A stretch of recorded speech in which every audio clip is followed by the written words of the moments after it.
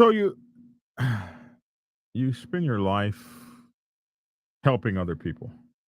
You decide that for a living you are going to do good for people. You're going to make your living saving souls. You're going to make your living doing the best you can do possibly for other people. This is what you decide.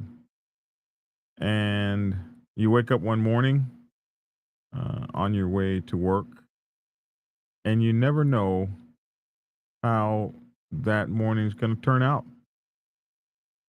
You don't wake up uh, with the idea that your job of saving people, like, how can that go wrong? What could possibly go wrong with that? Well, this Augusta Fire official who showed up to do his duty and save humanity, save people, and perform life saving procedures. Well, he wound up becoming part of the story. A part of the story I'm sure he never thought of being, becoming in his whole life. And now, many horrible things are being said about him, and I guess we're going to talk about it. The guy who ran over a body at the scene of a horrific mass shooting. Hero or criminal, accident or negligence. I think it'd be an interesting discussion to have, and we're going to talk about it right after this brief introduction. I'll see you. Be right back.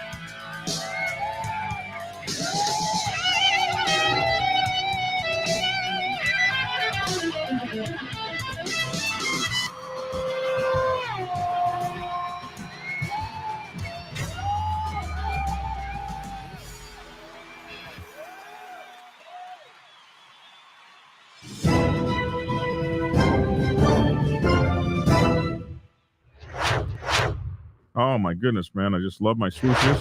Ah, that felt great. Hey, I'm Black Dragon, and welcome to Black Dragon Biker TV. And as always, I'd like to thank you all for tuning in from wherever it is in the world that you happen to be. This is the Black Dragon Biker News Network. Biker news you can trust, man. Yeah. You can trust it. And as always, man, we're pleased to have you here tonight, man. Thank you so much for coming. Yeah, whenever you guys see me show up at night, it means I probably had a doctor's appointment or something crazy in the morning. So we're glad to have you. It looks like my moderator Frost's friend lost his friend lost a loved one. So we absolutely very sorry about that, and prayers and shout outs. I absolutely see everyone here. I see my club brothers and stuff. Daredevil, Devil, I see you, man. Good to see you, bro. Uh, so moving right along here this evening, there is let me. You guys mind pulling that screen up for me? I really appreciate that. Okay. screen 2. Here we go.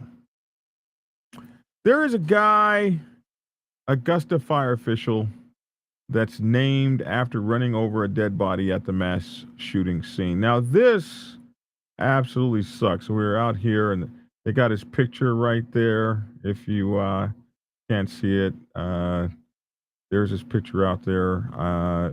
New details were released in the deadly motorcycle club shooting in Richmond County. You click on this, and boom, News Channel 6 says the guy's been named. Now, I haven't seen this video yet, so, well, it disappeared. Wow, where'd the video go? Oh, there it is. There's a commercial first.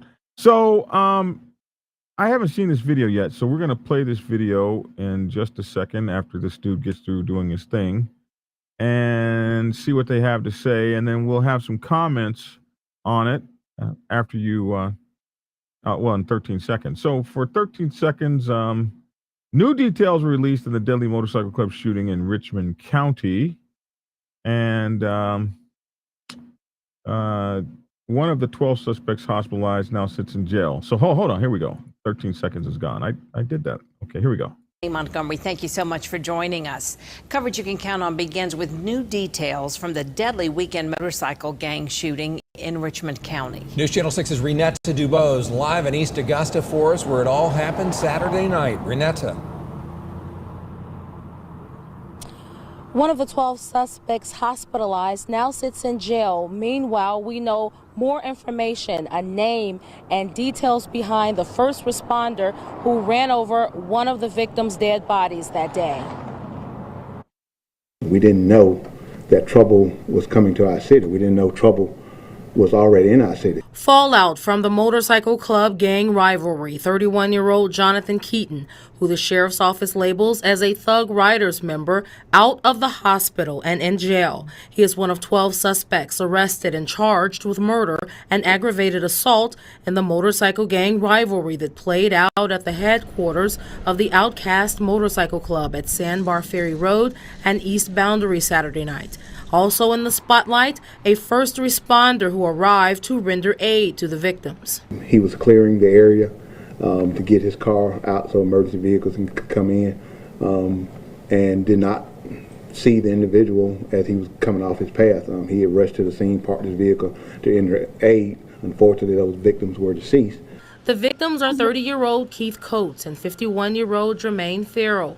We now know that one of the first responders, 52-year-old Battalion Chief Gregory Hartshorn, determined Farrell was dead as he entered his fire department SUV near West Chatham Emergency Lighting off Prep Phillips Drive. A traffic report states he failed to see Farrell lying at the edge of the parking lot.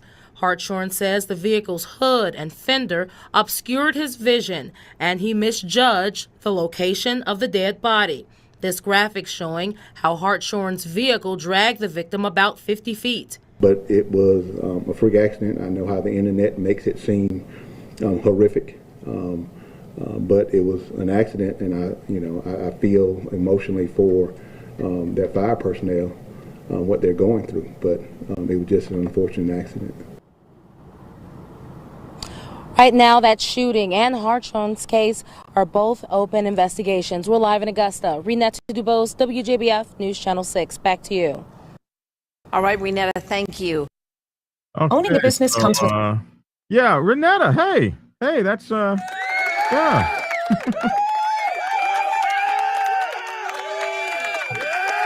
I'm not going to lie, Renetta had a sexy voice, you know. A lot can be said about a sexy voice. It's got that just... that's kind of, sexy voice sound. I like that. But anyway, hey, listen, I'm going to get some biker news reporter girls, and believe me, they're going to have sexy voices. Yeah. Anyway, you show up to work and you're not expecting that. The first thing they talked about was 31-year-old Jonathan Keaton, and they label him a member of the Thug Riders Motorcycle Club. He's out of the hospital. He's one of 12 suspects arrested and charged with murder and aggravated assault.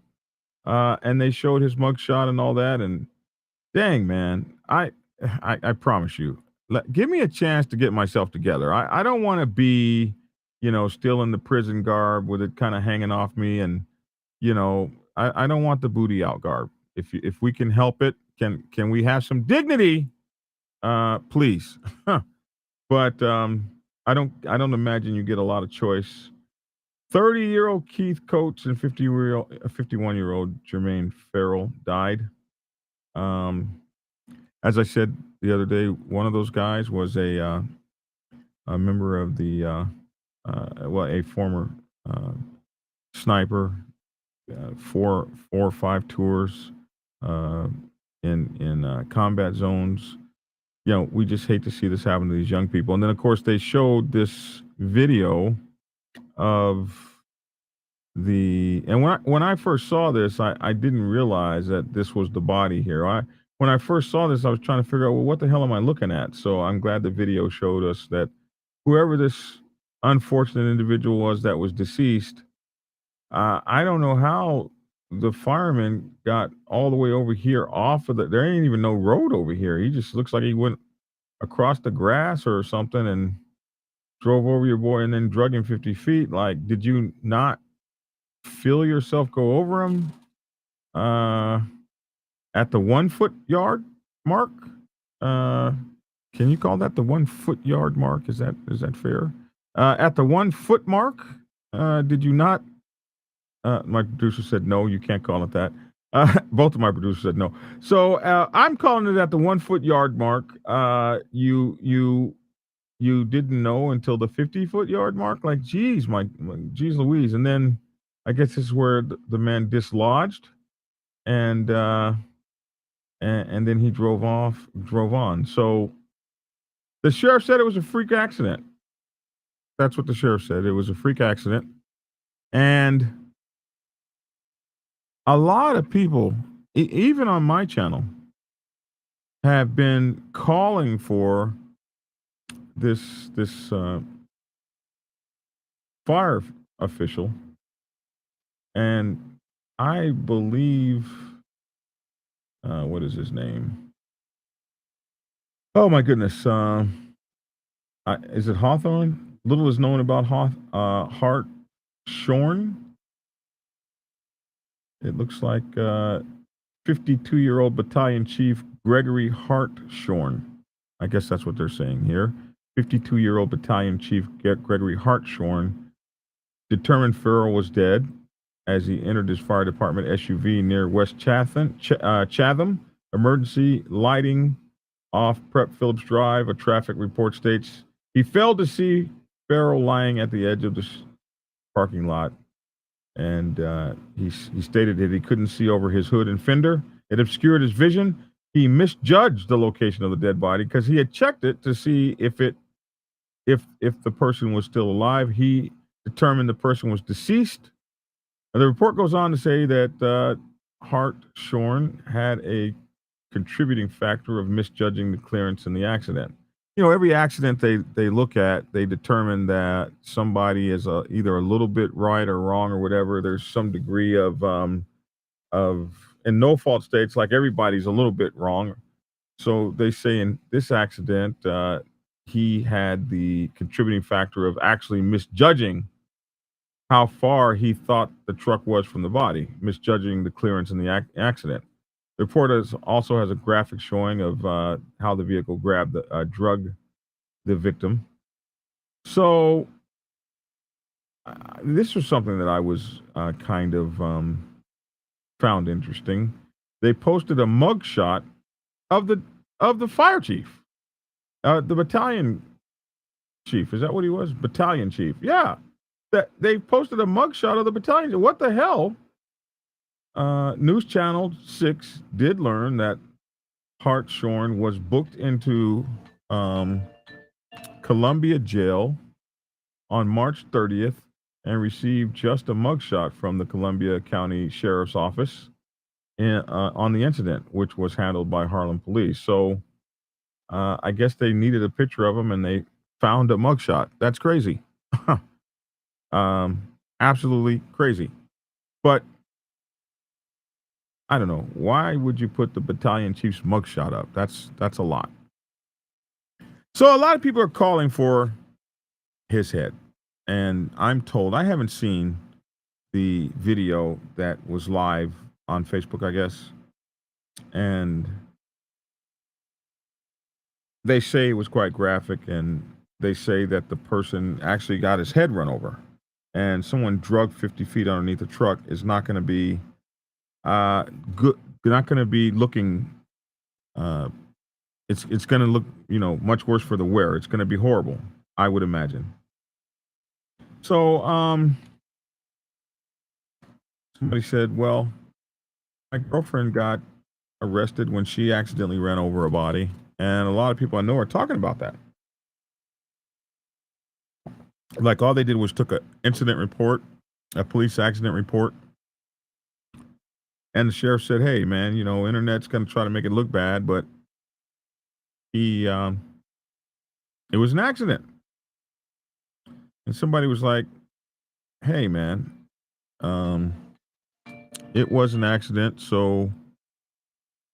And other people are like, no, he needs to pay this, that, or the other. I feel like, well, damn. So you got to walk a mile in somebody else's shoes sometimes. And I was an emergency responder for the first of my career as a young man, starting at 14 years old. Yes, sir. What grade is that? 9th or 10th or something?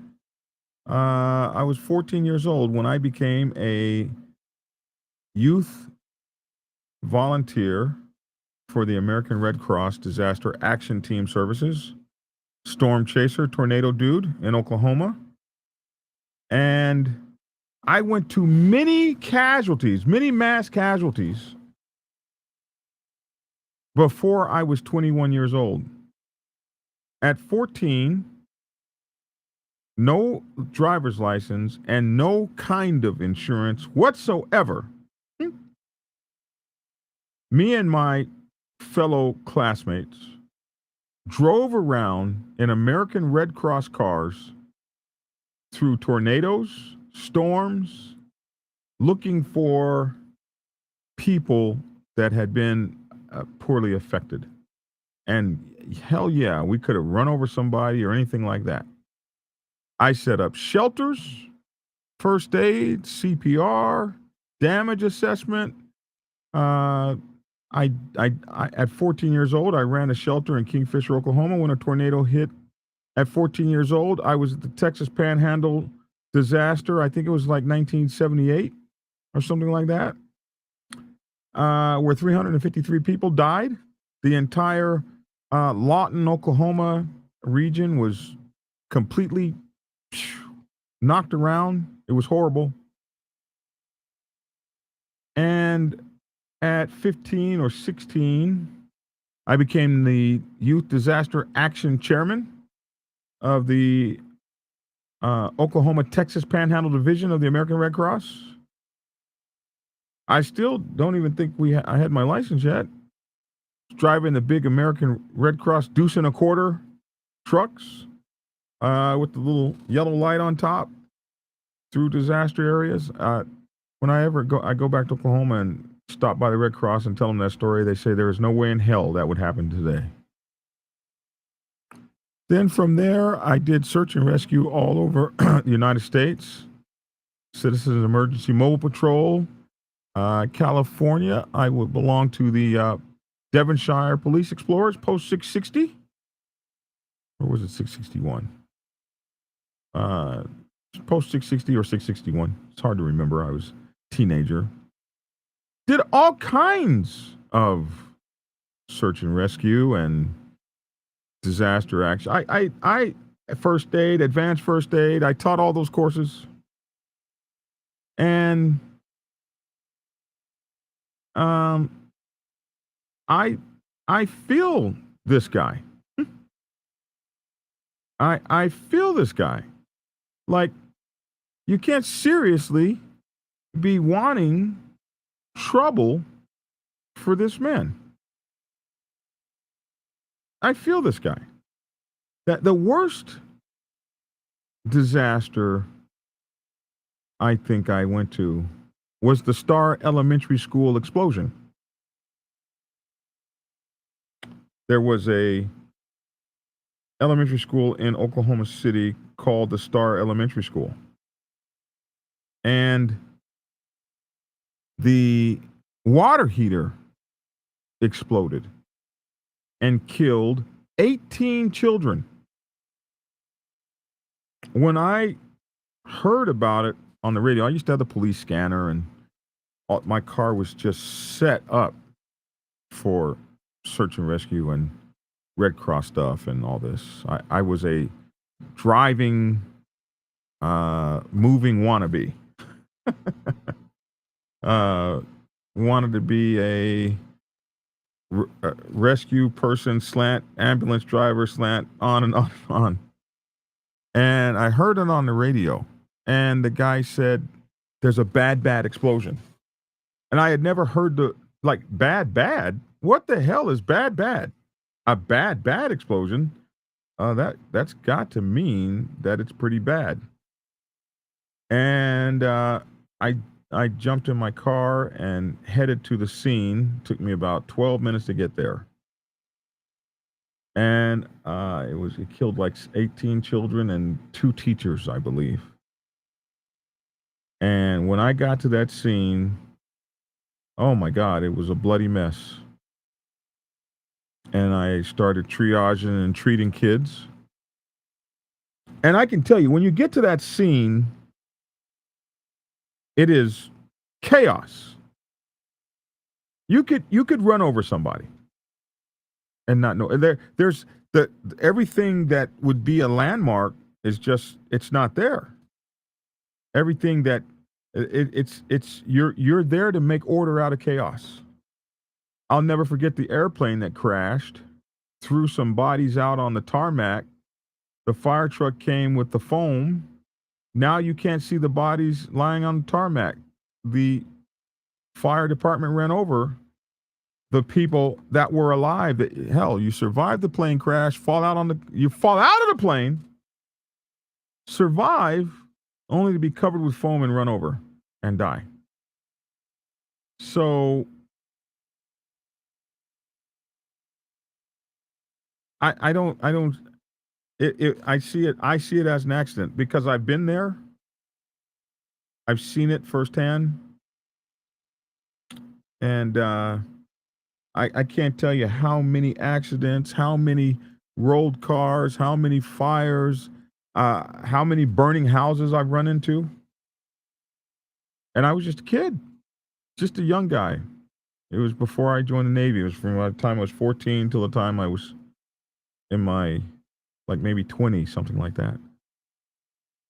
Running around. I did the Elsinore fires. I did the Lake Elsinore fires. I did the Lake Elsinore floods in the late 70s, 78, 79, 80, 81, 82. Disasters, man. Tornadoes, fires, floods, school explosions. All before I was 21 years old.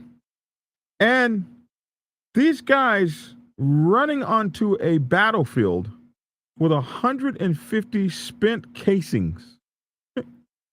You know how long a battle that is? 150 casings on the ground. I see these people as spectacular heroes. And like a doctor who's going to kill a few people before he gets good.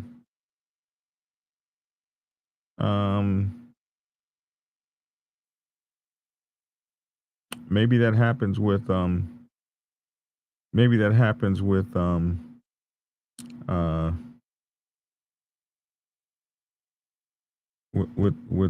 personnel who are. I made plenty of mistakes when I was learning how to do that job.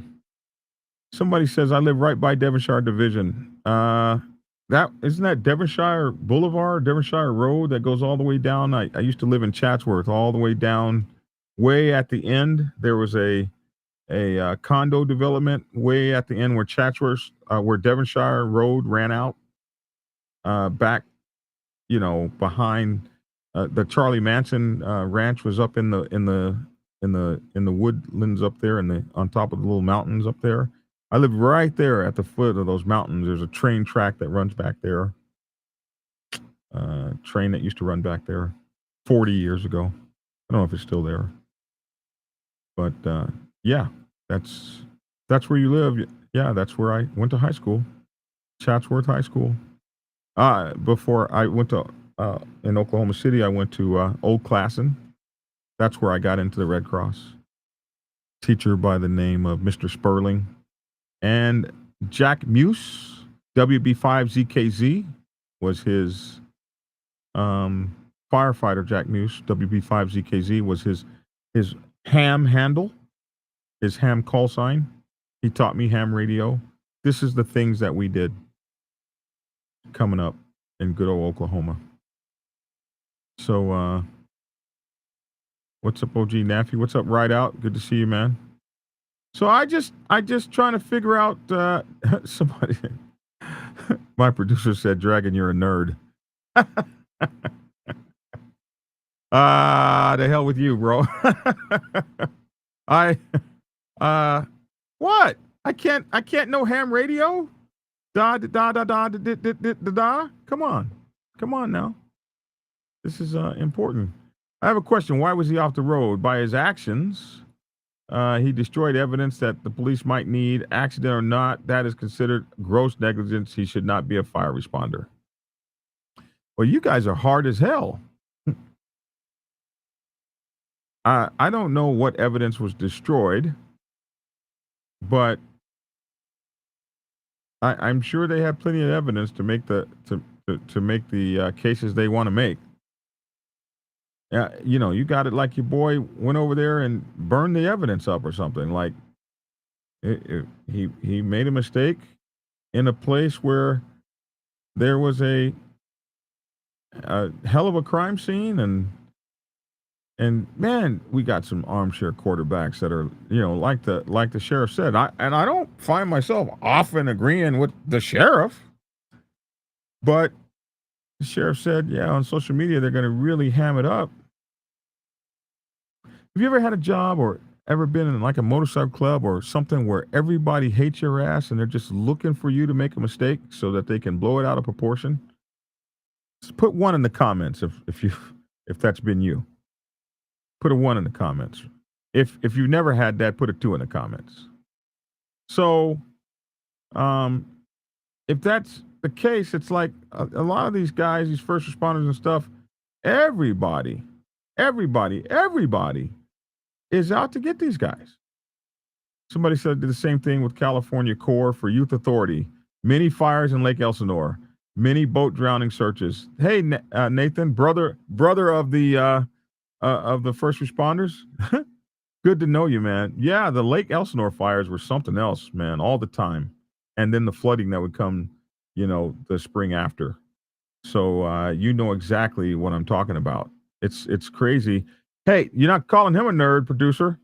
It's crazy what folks, all of the similarities that a lot of us bikers have. My wife graduated from Chatsworth High. Hey, that's cool, man.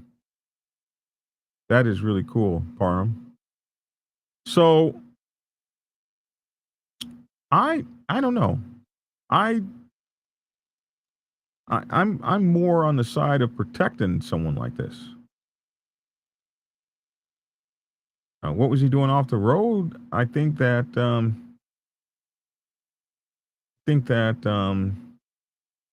he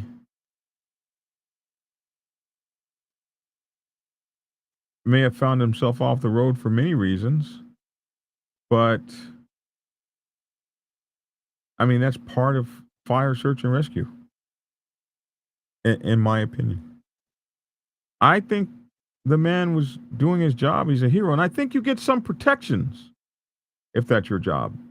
Like he can't be sued and stuff. I mean, it's not like he showed up on some BS. It's not like he was part of the shoot them up crew. It's not like he was, showed up to blow up something or hurt somebody or create some transgression.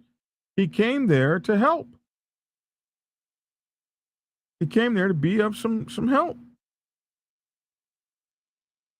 So let's not post his mugshot all over the place. And let's show the man some respect for his. I tell you what, when I was in the Navy, there were 3 or 4 people that we were told to never screw over. Always look after these people. One was the pay dispersing clerk. Piss off the pay dispersing clerk, he accidentally loses your records, and you don't get paid. I managed to piss off a pay dispersing clerk before, and I can tell you this from experience. The next person you don't mess with is you don't mess with the cook. He's got your life in his cook hands, especially on a submarine. It's not like you can go to another cook. You got to deal with that one. I pissed off the cook, Brother Harry Canty, and I almost starved to death for like 4 weeks. The chief of the boat had to finally come in and make him feed me right. I was getting ready to fight Brother Canty. We're best of friends now, but I was getting ready to throw down. Like he'd put straight garbage on my plate. Straight garbage. Just because, we were rapping back then. We were busting on each other, and I made a rap about his woman. And he didn't he didn't like that. I had out-rapped him and rapped my ass into not getting no food. At least nothing you could eat. So don't mess with the cook, bro. That's not what you do. If you've ever messed with the cook, just give me a 1 in the comments below. All right. Let me know how that worked out for you. And then finally, you don't mess with what we call the pecker checker. The pecker checker was the doc, the independent duty corpsman. You don't mess with the doctor, the corpsman, because he could lose your shot records. And once you get your shot records lost, you got to get them all over again. So you don't mess with the shot. These are people you don't mess with. Make sense? Capiche? And I don't mess with those people. I don't mess with I don't mess with the cook. I don't mess with the medic. I don't mess with these people. These are people you don't mess with. These people. You don't mess with them. So he's a medic, and he made a mistake, and I'm sure the family is going to be absolutely horrified.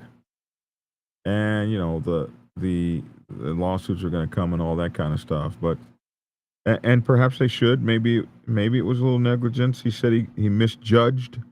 Kind of sounds like he knew where the body was, but misjudged how far away from it he was. And that sucks. That sucks because it's sad, but it does happen. Mistakes happen more than you know. I've made more than my share of mistakes in the search and rescue business. But we work for the better good. Somebody says, how did he forget that he left the man there? I don't think that he forgot that he left the man there. He said that he misjudged the distance between the vehicle and the man. So he didn't forget, but he did misjudge.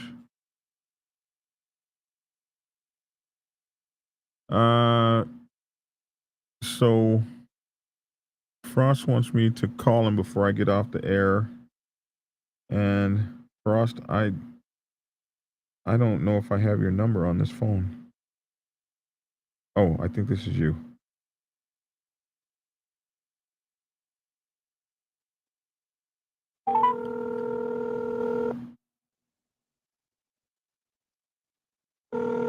This better be you. Thank you, Big Ray Man. Yo, BD. Hey, what's up, Frost? Not much. Can everybody else hear me as well? Yeah. Okay. I can't watch it and talk at the same time on my phone.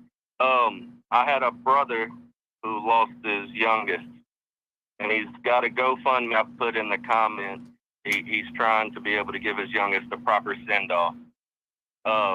Any help is greatly appreciated, even if it's just prayers. But I've also put it in the Discord as well. All right. Once you go off air, I'll put it in the regular comments so people who didn't get to see it live can go back and re-see the link. Yeah, and then we'll pin the comment to the top of the comments, and so it'll always be there. Okay, I do appreciate you letting me on the air to speak on that. I hate seeing a brother in need, especially of a loss of a young one. So I told him I'd do whatever I could to get the word out and get him some help. Okay, so we got a guy who, one of the his brothers here, one of Frost's brothers, who lost his youngest. No Yeah, parents. Brother ASAP from the chat. Okay, a brother ASAP, you say? Yep. And no parent should have to bury their child. That's horrible. So we're going to put that up, the GoFundMe. For my listening audience, what is the GoFundMe? Let's see. I got it right here. I got it right here. So for my listening audience, it's https://gofund.me. gofund.me/85 F like Frank 2 F like Frank 3 B like Bravo 1. gofund.me/85 Frank 2 Frank 3 Bravo 1. Or Foxtrot for you military folks. All right, there. We got you. Oh, that's Naffy. Okay, we got you. I see you, OG Naffy. But we got you, Frost. We got you, bro. All right? All right. I do appreciate it. No problem. Okay. That's my 2 cents, I suppose. I'm not as mad at the guy as some of you guys are. Some of you guys are just like so ready, bro. Some of you guys are like so ready to jump on your boy. And I feel it. But if these guys weren't there, right? Who would we have? It would just absolutely suck because we wouldn't have anybody. So I'm glad we got them, and I would hate to be the one run over, but I'm glad we have those people to come and save us, especially pull us out of firefights and all kind of stuff that goes above and beyond the Call of Duty, wouldn't you say? I would absolutely say that it goes above and beyond the Call of Duty, but they do it anyway, and I'm thankful for them. So, cut them a little slack, guys, if you could. I'm Black Dragon. That's my 2 cents. Lose weight with me. We're losing weight. I'm down to 388.8. 388.8, bro. Come on now.